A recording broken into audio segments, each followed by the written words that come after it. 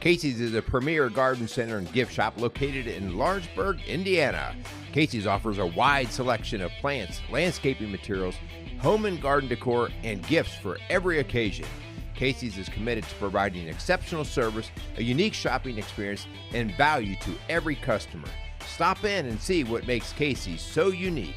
Located at 21481 State Line Road, Lawrenceburg, Indiana, or call 812-537-3800. Let Casey's help you add beauty to your home. Welcome to Strong Dads. This is Merle Hutchinson being joined by Kyle Crawford, bringing you another great show. What's going on, man? What is going on? Today is I'm feeling old. Today is your birthday, Merle. So all you strong dads out there, join in. Wish Merle a happy birthday. So happy birthday, Merle. Are you going to sing for me? I do have my girls in the other room. Let's spare it. We'll spare that. Yeah. So 59, huh?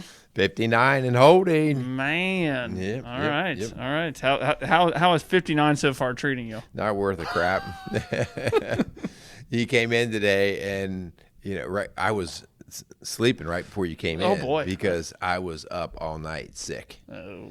And I ate something bad, man. I don't know, wasn't good. So I've been just kind of, my gut's hurting. So I'm going on 59. I'm going to muscle through this today. I thought you were going to say you were doing your afternoon slumber. You hit 59, no, you got to take a nap now. No, I got my siesta. So yeah, but what the heck, we're going to just plow through. Anyways, we got an exciting show because we got an exciting day coming up. Yeah. This is all about our day, us. boys. It's all about us. We got Father's Day coming up, so we're gonna kind of jump into that a little bit, talk a little bit about Father's Day in hopes that we can, honor the title of being a dad and actually be worthy of that title of having a day to celebrate us. So. Yeah. So, what do you want for Father's Day? What do I want for Father's Day? Yeah, keep it appropriate. Well, golly, Merle. I was going to say, there's a couple tools that I really would like. No, I'm just kidding. You still looking for that CNC machine? Oh, yeah, always. Yeah. No, for Father's Day, I got a round of golf planned with my dad and brother, so excited about that. And then I'm sure in the afternoon when I get home from that, I'm sure my girls will want to go golfing with me. They're getting into the golfing thing now, so I'm really excited. They have a golf camp or something going on, don't they? Last 2 weeks we had golf camp for both of them, so it's I'm excited. So that's what we're gonna hopefully do for Father's Day is go play some golf. That's it for me. I think the weather is going to break a little bit. Like around here right now, as we're recording, we're hitting 90s and stuff like that. Yeah, so I think we're going to hit. Yeah, we're going to chill a little bit, maybe into the low 80s or something. So that'll be good. What about you, Merle? What would you like? What would be the ideal day, the ideal thing to do for Father's Day? Well, here's what we're doing, and so it actually fits in pretty well with what I'd get a kick out of anyway. We are headed out to see my son out in Virginia Beach. Okay. And so we're going to spend the week with them and just hanging out with him and his family. Okay. And in the meantime, we're swinging up and picking up my daughter-in-law for my other son and those two grandbabies. And so we're all going out and having a little just redneck family reunion out in Virginia Beach. So it's going to be a lot of fun. That's awesome. So yeah, and just being my one son is not going to be able to attend because he's deployed right now. So that's going to be the only bummer. But everyone else is going to be there. That's awesome. Yeah, we're going to have a good time. That's awesome. Yeah. This show will be coming out here on Friday, and Father's Day obviously coming up on Sunday. So we kind of had to do a show on Father's Day. It's like strong dads here. I mean, this is why we exist right here. That's right. Yeah. So I do want to in our show today. We're going to talk a little bit about when you designate a day, when you set it apart from all the other days of the year. When, you look at the calendar and you might see Father's Day, Mother's Day, Veterans Day, Memorial Day, any of those kinds of days where we set people apart. Yeah. We always set people apart due to a service that was provided by that group of people. Yeah. A service for the greater good. All right. So moms taking care of their families, okay? Yep. The veterans, taking care and protecting us. So it's always based off of a service. Yeah. And, that's a big thing of what we're talking about here today. What service are we providing as fathers? And before we hit the record button, sperm donors don't count. Right? They don't count. It doesn't mean they couldn't count, right? I mean, we're always encouraging guys to step up to the plate and get deeper into what the service part of it is. But this Father's Day is, yes, a day to kind of hold dads up, but it's also a reminder that there's a service to be provided by us as dads. Yeah. Well, and I think that's a great point, Merle. So this idea of having a day set apart for dads, this is hopefully an appreciation for the action of service that you have provided for your family.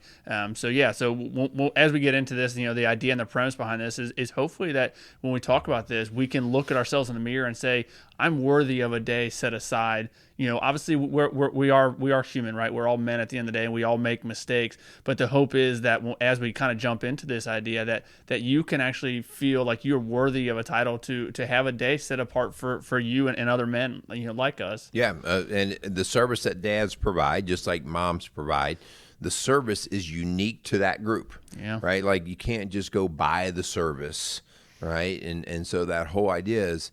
It's a spiritual gift. Yeah. The idea now, not being a sperm donor, all right, but acting as a dad and providing that service is a gift from God that we need to look at and embrace and go, you know what? I can't slack on this. I want to run this one. So.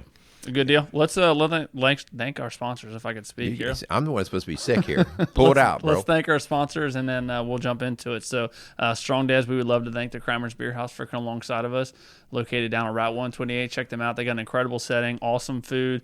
Hopefully, once here in the Cincinnati, once the heat kind of when Satan quits having his barbecue, you can get out on the patio and have a good dinner. So check them out. Yeah. Also, want to thank Casey's Outdoor Solutions again for coming alongside of Strong Dads, supporting us and the messaging that we put out every day. So any of your landscape needs, any of your gift needs, hey, I guarantee you go down to Casey's this week and look for something for your father for Father's Day. He will have all kinds of things. So go down and check him out. Good deal. What you got, Merle? Let's get into this. Let's talk about this idea of father and having a day set aside, because of the service that dads are supposed to provide. So the service is one that is God appointed. And as we talked about, like this is something that men don't just say, well, I think this is what I'll do. This is God appointed. So in 1 Corinthians 11:3, it says, but I want you to understand that the head of every man is Christ, the head of his wife is her husband, and the head of Christ is God. And so the head, meaning like the leader, the person who is going to help them. And here's the key, I think, that we really have to look at. Whenever you see leader in the New Testament, when Christ walks into that, leader is synonymous with servant. Christ, they referred to him as King of the Jews and everything. And so when we think of things like kings and that, we think of people who are set up on a throne, but he did not come to sit on a throne. He came to serve and to teach us what that's about. And so the idea that in this scripture, and it's in multiple scriptures throughout the New Testament, that us as dads are appointed to a servant position, a leader position, and we are to, in this case, serve our wives, right? To serve our wives. And our wives are to serve us, right? But what's our job? To serve. Well, this is something my brother, he talks a lot about. He is in a leadership role where he works at in the restaurant industry. He talks a lot about this idea of servant leadership. And him and I, we'll go back and forth on kind of, being in two different worlds, me in the fire world and him in the restaurant. We talk a lot about what that means. Merle, for you and Linda, when it comes to your business of marriage and family coaching, what does servant leadership look like? Obviously, you could look at it in a business perspective, but what does it look like for you in your home? Actually, this idea of being a servant leader to your family. The idea here too is service is involving sacrifice. Okay, so we were talking beforehand, like, well, if you could do anything on Father's Day, and it's a lot of like, well, I'll be serving me, right? I'm going to go out for a golf round. I'm going to go out and ride the bike. I'm going to go do whatever I want. And we're not saying no to any of that, right? I mean, because it's a celebration kind of day. But on the other days, you know, are you stepping up into the service? And so what does that look like in our house? And service is that part of when you're leading, you're showing your kids what service you're doing. You're taking care of them and teaching them how to take care of whatever they need to take care of. So when you see dads serve their family well, you'll see the kids and even the wife serve well.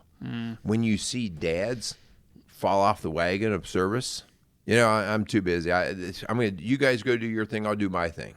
When you see that, you see exactly that. Everybody stops serving each other. So dads actually, they can set the whole tone of the house by coming in and showing how they're going to serve. Okay, does that make sense? Yeah, absolutely. Yeah, I like that a lot. You know, this is again this idea of serving your family and being that servant leader. This is something we talk all the time about. This idea of we should never be asking our kids to do something we are not willing to do ourselves. Right. And I think this plays right into it. I think this idea of serving our family. You know, I'm a big advocate of leading from the front, but I'm also realizing that sometimes you do have to take kind of that, you know, you take a step back. You know, my Jenny has a lot of gifts, and obviously I would say I'm the leader of the home, but there are some things that Jenny's really, really good at. Right. And when those times come, that's when I'm going to kind of take that step back and allow her to lead the girls in our family in that way. So, you know, this idea of servant leadership, I think also, you know, we have to put our family in positions that they're going to succeed in. And I know when it comes to certain aspects of our day-to-day operations, Jenny's just better at it than me. And it takes a type of leader to recognize that, and then to say, okay, you're better at this. You take the lead. You take the charge. Because, you know, there are some guys, and myself included, sometimes you get in this mentality like, okay, if I'm going to lead my family, I always have to be leading from the front. And I think, you know, as men, we need also to take that step back and say part of leading is also following. Yeah, and designating, right? Like, hey, you're better at this than I am, so I don't have to carry the reins on this particular job or assignment. You're better at it, so you know, you go ahead and just do your thing. So kind of knowing your place. But the leadership part is always being first to show that you are teaching your kids and your family how to serve. Like, we're serving the greater good of the family. Yep. And if I'm a selfish man, right, a selfish man is serving himself first, and he lets the chips fall where they may. You know, and a lot of times we have moms who are really incredible at picking up the slack. Yeah. And so it can kind of keep things together, but it's going to eventually wear people out. Yep. And we see people that come in, they've been married for 15, 20 years, and you just see this level of exhaustion. Like, I can't even tell you how many times I've had wives say, I'm not really quite sure why I need him around. I do everything. Yeah. I mean, I hear that way more than I need to hear that. Yeah. You know, they take care of the kids. They take care of the bills. They run a full-time job, you know, and they're like, I just want somebody who will partake in helping serve this house. Yeah. And that's a pretty big statement for a lady to say, like, I just don't know if I need him around. So just think about that. Like, well, I want to say something, though, too, like, a lot of us feel like, I don't really know what to do. Like, so what do you mean? You're saying all this, what do I do? I don't know how to lead. I don't know what she wants. I don't know what the kids need. The idea here is you don't have to know. You know, you don't have to know all the answers. In Acts 4:13, this is kind of a cool thing here that talks about the apostles when they were getting ready to start this church, and they just were like, what? We can't do this. How are we supposed to start this church? Because, and it says here, when they saw the courage of Peter and John and realized they were unschooled, ordinary men that were astonished, and they took note, and these men had been with Jesus. They were unschooled, ordinary men. That's what you and I are, right? Like, you don't have to be anything special. You don't have to go to special classes or get a certificate. You just have to be willing to jump in and get dirty with the whole service to your family. Yep, I like it.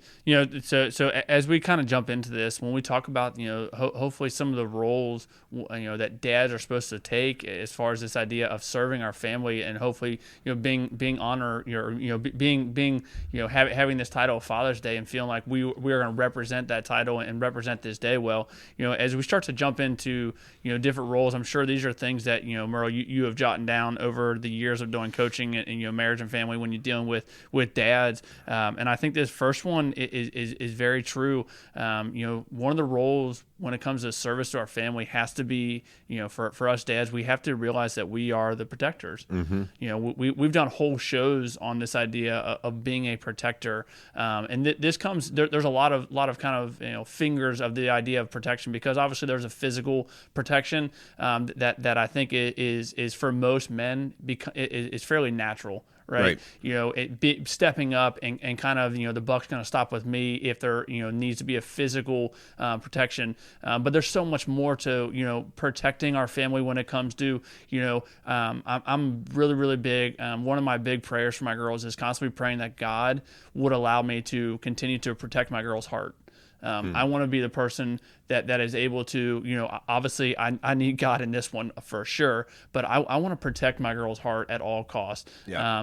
There's someone I used to, I've listened to before, talks about protecting your kid's heart and your kid's reputation, and how powerful those two things can really be to set your kids up for success, especially when it comes to reputation, when they get in school, and there's going to be pressure that's going to be put on your kids. This idea to protect their reputation, because your reputation really can, especially nowadays with social media the way it is, can really hurt somebody greatly in their future. So, man, for me, obviously the physical idea of protection is the obvious one, but I would take it a step further.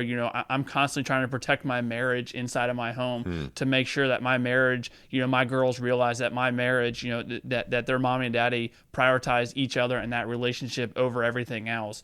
And continuing on this idea of protection, like I said, protecting my girl's heart, my girl's reputation. The world's going to continue to throw a lot of crap at my girls, whether it be, with whatever society says is the new normal, and always knowing and always telling them that God has told us the way in which we should live, and constantly protecting this idea of having a biblically based family, using God as our foundation. Yeah, that's a great point. If we really want to protect our kids and we want to show them what that looks like, because you talk about your girls, one of the greatest gifts that we can give our girls in this case, and our guys, it just comes from a different slant, our boys, is showing them that you protect their mother. The idea that you don't trash talk your mom, that you protect her, that in skirmishes within the house, you and mom are aligned.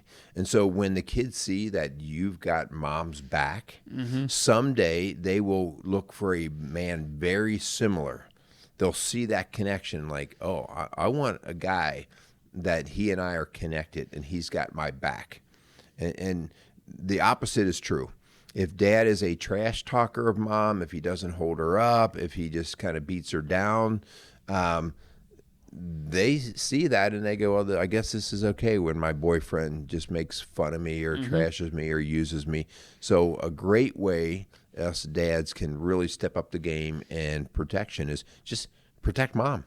Protect mom. Love it. And your kids, especially your girls, will see that. Point it out, not in a way to get attention, but to say, hey, someday when you date, you see how I help with mom on these situations? That's what you want to be looking for. Yeah. Right? Yeah. And then looking at your sons, I've had that conversation with my own boys. Dude, don't you ever mess with a girl. Don't you ever actively seek to hurt her. We are going to hurt people at times. Yep. But if you are a jerk to your girlfriend someday, I will make sure that you know that I don't approve of that. Yep. Yeah. So as we kind of keep moving on, different roles of this idea for service of strong dads. This next one I think is really big for me. This idea of being the teacher, and instructing and guiding our kids. I can 100% tell you some of the best teachers I've ever had in my life were ones that didn't have all the answers.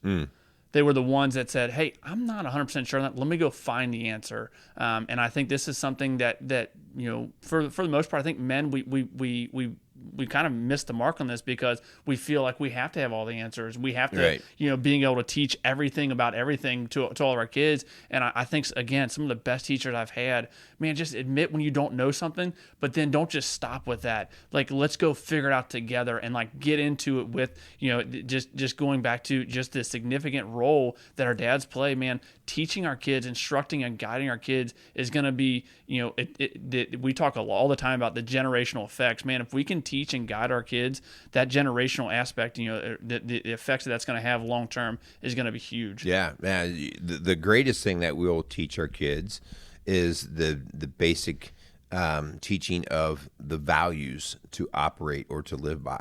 Yeah. And we take that for granted. We take it for granted like as if our kids are just sort of picking up how we're doing things. And they do pick up a lot, right? But don't make it a mystery. Like in our house, we value and make it known. Like teach them. In our house, we don't backtalk. In our house, we learn how to work hard. In our house, we learn how to forgive and to reconcile. So we are called to be that teacher, and everybody else can do it as well. But as the dad, hey, step up and lead through the teaching. Yep. How about this next one?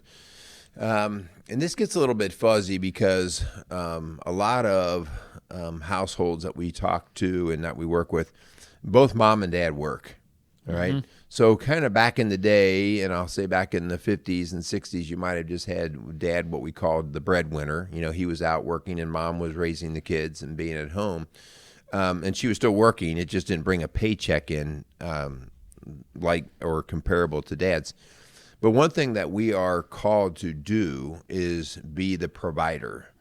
And the provider, I want to be really clear on here. We have allowed the world to determine what provision is. Well, every house needs to have 2 cars, actually 3 cars, 3-car garage. Yep. And then we start to lie to ourselves and we say, okay, this is the type of lifestyle we have to have. Yeah. When we talk about provision, we talk about teaching our kids what is the essential of provision. Okay, food, water, shelter, those kind of things. But providing so many other things. I talk all the time about the spiritual provision, the emotional provision of control and respect and love and affection. You are actively seeking to show your kids that this is available in our house. Yes. And so it's not just, it is, but not just the material goods. Right. Yeah. I mean, and it's, if you're a guy who has made up excuses as to why you're not working, I just keep looking for another job, stop it already and just go out. Hey, go do something that shows your kids that you want to provide for them. Yeah, this idea of provision, this is something that what I'm getting ready to say is something that having my wife along for this is a must, and that's something that we want to provide a vision for our girls in everything that we're doing. So, like I said, at the beginning of the show, my girls are getting into golf. And I have made it very clear. Obviously, this is almost like a day-to-day operation that we're doing. But I made it very clear what the vision is for this. So we're going to do this. If at any point you don't want to do it, that's okay. We're okay. So and then bigger scale. Obviously, just a vision for our home and what we want. Man, this is something that Jenny and I have talked a lot about as far as how do we want to raise our girls? What do we want our girls to achieve? What are things collectively as our family? What are things we are must? The things that that we're never going to sacrifice on. These are the things that we stand for. So I think this idea of providing, yes, the financial aspect and that is almost the obvious one, right? But for me, the provision of a vision for my families is huge. Yeah, good stuff. So the next one, oh man, our kids aren't going to. Can we skip the next one? We are to provide a service of discipline. Being the disciplinarian. And for the life of me, it is totally confusing as to how that got such a bad rap. Discipline is essential. We know that one of the top 5 things that contribute to a person's success in life, in general, All right, whether it's in business, whether it's farming, whatever it is you're going to do in life, in marriage, whatever it is, it's self-discipline. All right, so it's always in the top 5 of things that people have to practice in order to do well in life. And that doesn't just happen when you're all of a sudden 20 years old and you go, yep, I got it today. Yep. And we have slacked so badly in so many areas on disciplining ourselves. And the instant gratification, I want it now, I'm not going to wait. So us dads need to realize, man, we've got to be a huge part of providing our kids with that discipline so that they can start to build it into their fabric, that they can, like you're going golfing, and I hear what you say, like, hey, kiddos, we're going to go golfing. You did not say, if one day they look at you and say, I don't feel like going, you're going to let them off the hook. Right. No. You may not say you're golfing for life, whether you like it or not.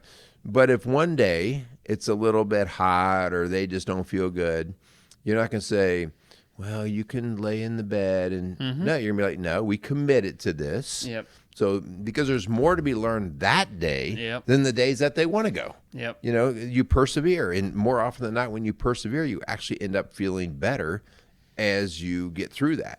So discipline is so huge. Yep. And it's we hear all this stuff about today's kids are snowflakes and all this stuff. It's all based in the discipline or lack of. Yep. Your kids need to know, I can endure this. And that's what sports taught you and I, right? Yep. I mean, I remember as a swimmer, like, oh my gosh, it was brutal at times with practices and that, morning practices and all that. But I also remember, you know what?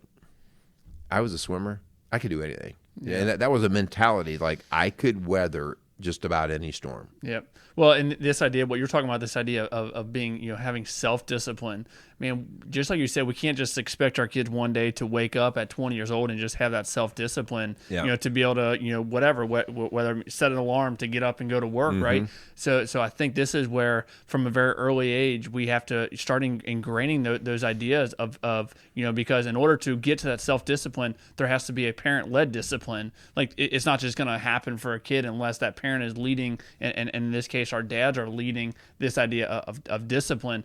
Just like you were saying, man, when it comes to this idea of sports, sports taught me so much. I was a big cross country runner, and sure, cross country is a team oriented sport, but there's a lot of individual play that comes along, right? Yeah, heck yeah. And one of the disciplines that I learned from cross country is I can sit there and point the finger all day long. Well, why didn't my team do this? But at the end of the day, it's on me, right? Yeah. I should have performed a certain way, and then when you start to look at the week preparation leading up to that cross country meet, like, did I really put forth the effort that set me up for success for the actual meet? So this idea of discipline, man, there's got to be some self-evaluation. We have to teach our kids to have that self-discipline. And again, in order to have that self-discipline, it has to be a dad-led discipline. I think it's really cool when your kids see you going through a discipline action. Like when they see you, whether you get up a little bit early and you read your Bible, or whether you get up and you go for a run,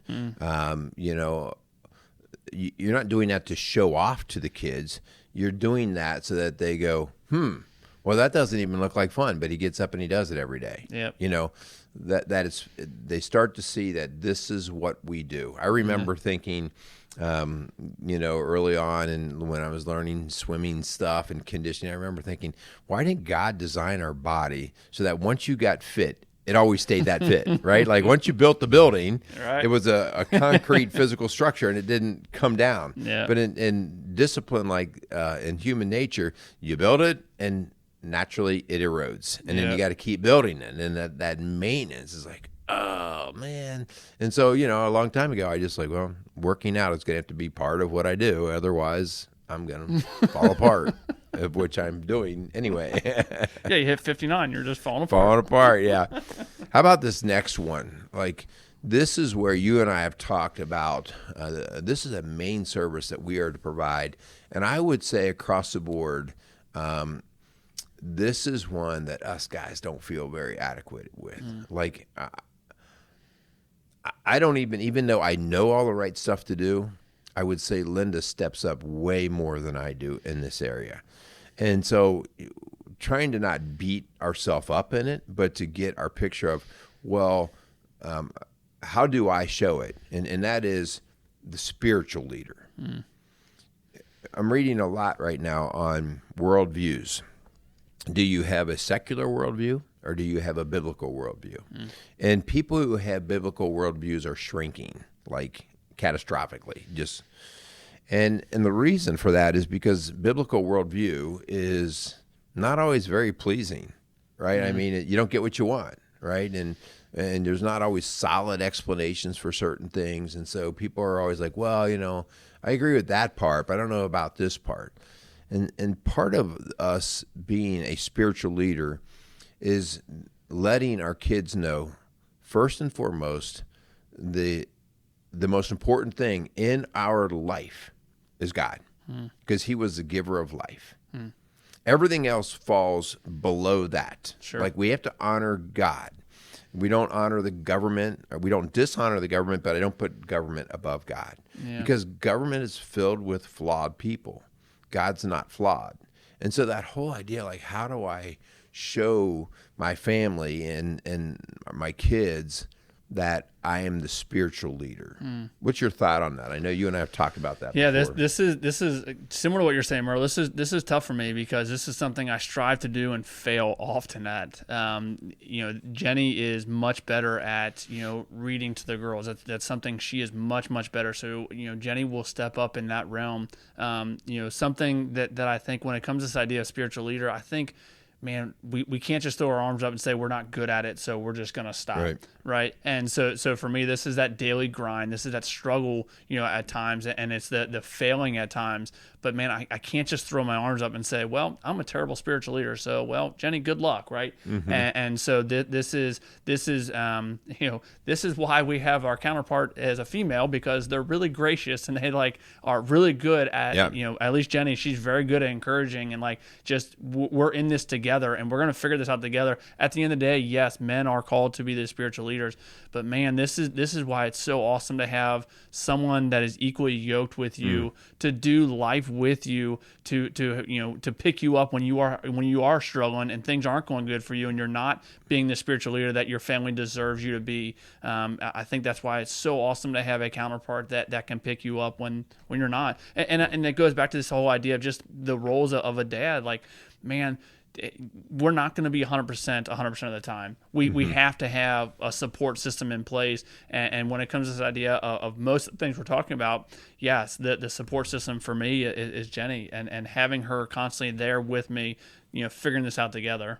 Jared Lopes has a podcast called Tired Dad. Yeah. And he basically kind of started that idea of like, man, I don't always have it together. Like, I'm tired, like I mess it up. And he talked about, instead of running everything from the idea, I'm going to try to do like these little 15-minute Bible studies every day with my kids.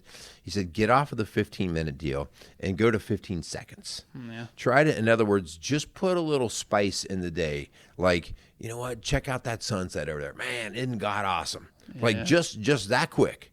I'm so thankful that God gave me you. Like, versus always thinking you have to have this ordained special lesson where you're going to sit down with your kids. And again, not to take away from that, right? If you're going to do a Bible study or whatever, that'd be really cool with your kids. But that's not how many of us are wired as men. But just being more conscious of the presence of God in our life and showing that to the kids, and I'm big with that with nature. Like, dude, tell me there's not a God. Yeah. Look at that over there. Whether it's a rainbow or whether it's the power of a storm, like, tell me there's not a God, dude. Right. And so, we have to don't shut down just because you're not like a preacher in your house. Yeah. Well, yeah, that's funny you say that. Just that during those 15 seconds, a long time ago, one of my mentors told me, 2 Thessalonians 5:17 says, "Pray continually."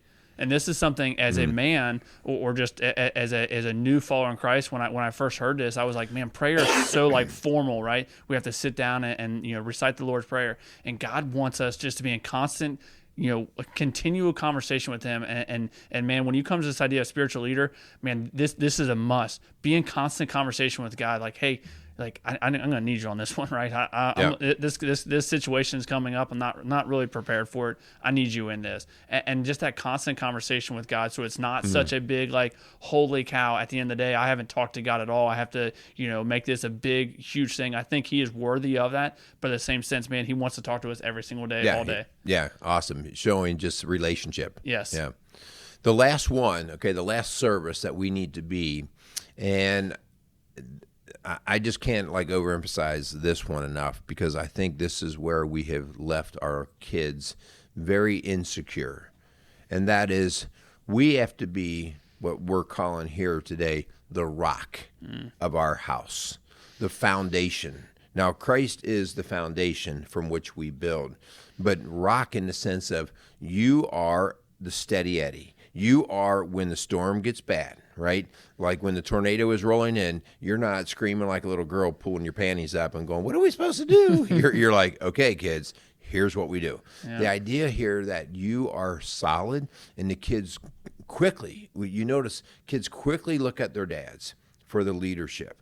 And so the rock is also predictable, meaning he's there when you need him. If dad's never around when times are getting kind of rough, the next place we go is mom. If mom's not around, the next place we go these days, this is where we see our young teens go all the time. They go to their phone, right? So if they've had a bad day, right away, the young teens are going to their phone and trying to figure out just how to process through that. Versus if you are the rock, and that means you are around. Okay, I've said this before, they talk all the time about, well, it doesn't matter about quality or about quantity time. It's all about quality time. That's BS. As a dad, we have to have also quantity time, because a lot of times your kids aren't going to, tap right into you with some great talk, but your presence around on a regular basis lets them know they can count on you. So being the rock, being there all the time is so huge to creating security and stability within your kids. Yeah, you stole it. I was going to say that's what I was getting ready to say, that this idea of being the rock, man, to me, I know that my girls find security in that.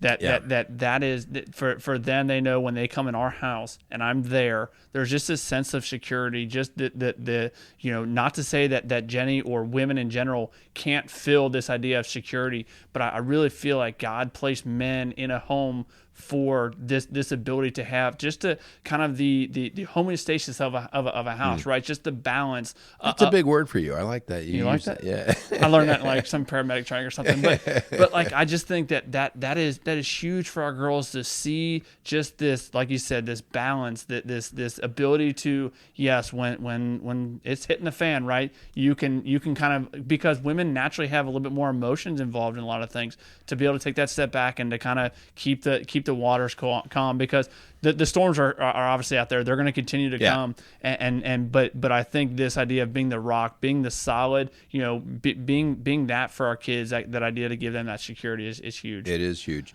So, guys, we went through and named out 6 different services that us as dads need to be able to provide, and that is, the protector, the teacher, the provider, the disciplinarian, the spiritual leader, and the rock. Now, the first thing that you might look at is, wow, I'm dropping the ball on 7 out of the 6. I'm screwing up everywhere here. Yeah. And the idea here is, so get over it. We dropped the ball, okay? Yeah. Don't spend time saying how bad you are. All right, we all screw these things up, all right? No one's on their perfect A game every day. The idea here is knowing that it is through Christ. It is an awareness that we go, you know what? These are things that I do want to be involved in. And just that awareness and tapping into Christ is what we're just encouraging you guys to do. Don't beat yourself up, okay? You didn't always do the right thing. I'm guilty, but keep moving through it, because your family needs you. And that's, the power really here does come through settling yourself, humbling yourself to the way of Christ. Yep. We were just at golf camp today, and Ava, she's up there. She had 2 great shots. She smoked them, right? And then that third shot came, and it wasn't so good, right? And she looked at me, and she was like, "That was a really bad hit, Daddy." I'm like, "You're right. Even and you said, pack up your clubs. We're going home. Don't ever do that again, right? And I said, even the professionals have bad shots every once in a while, right? It happens. But the beauty of it is there's another shot. So if there's any of those 6 things that you find yourself failing at, for me, like we were talking about this idea of spiritual leader, man, I'm failing at it in some regards in my day-to-day walk, but there's going to be another shot. Yep. And that's the idea of being worthy of the title of a dad, being worthy of celebrating the Father's Day that's coming up on Sunday. Like, be worthy of that. Part of being worthy of that is constantly trying. Be in the grind. When you mess up, you mess up. Own it. Move forward. Let's get better collectively as men. I love it. That's the deal right there. All right, so yeah, you got Father's Day is coming up, man. Enjoy the time, right? Enjoy the family. I think it's a really cool thing. It's one of the very few things that you're going to go to the grave with, and whether you go to the grave and you said, well, I was a fire captain or I was a teacher, those come and go. Yep. Right? You're always going to be a dad. You're always going to be a dad to your kids, and you don't retire from being a dad. Yep. Right? You don't retire from being a husband. And so if you really want to focus on, well, what do I need to spend my time in? When you think about Father's Day, don't ever give up on being a dad. If you went off the rails early, okay, get over it. Get the plan to figure out, how can I start doing some of these better? Yep. So that's our challenge. Wrap us up, bro. I will. I like it. That was a good show, man. I hope you guys do have a good Father's Day. Thanks so much for tuning in every week. We really do appreciate you guys. Thanks so much for Keimer's Beer House, Casey Outdoor Solutions. Greatly appreciate them for allowing us to keep doing what we're doing. Reach out to us if you got any questions. Reach out to Rock Solid Families. I know Merle and Linda would love to come alongside you if you have struggles going on. Share the heck out of our shows. 5-star rating on all the platforms. Hope you guys are having a good week. Hope you enjoy hopefully the when the temperature cools off a little bit, you get out there and hang out with your family, and we do appreciate you guys. Sounds good. I think I need to go down and pick up my new driver. All right. Yeah. I don't feel very good, but at least that'll make you feel better. Yeah. All right. I think you said it all. Go out there and be some strong dads. Be a strong dad. Say yeah.